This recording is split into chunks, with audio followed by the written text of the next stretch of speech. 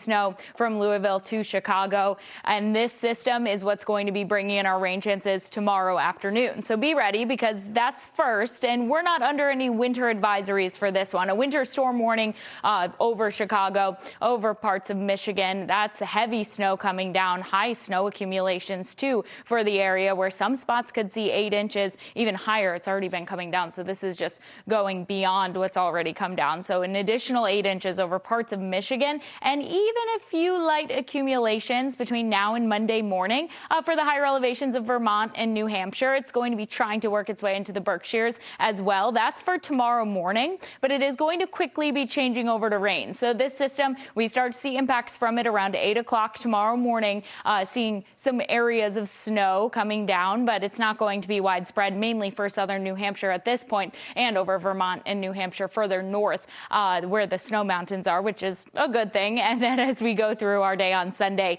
by 2 o'clock to 4 o'clock, we're starting to see rain across the board. So even those spots that do see a bit of snow, likely changing over to rain pretty quickly. And there will even be some pockets of heavy rain 6, 7, 8 o'clock. And then this will push out by Sunday evening, making way for a dry and pleasant Monday that's coming our way. So temperatures on Monday in the low 40s. That's after seeing the upper 40s for the high temperature tomorrow. Then Tuesday and Wednesday, much cooler temperatures coming our way, especially by Wednesday. But Tuesday, that's the day to watch for the potential for snow. This system coming in on Tuesday is going to be trying to bring snow really across southern New England. The issue is going to be right along the coast, how those temperatures, the water temperatures still around 50 degrees. So accumulating snow not as likely further north, and also still fine tuning the exact track of this low pressure, because if it does come in a little bit more north, it's going to make a bigger mess across Massachusetts with more of a wintry mix, less plain old snow. But at this time,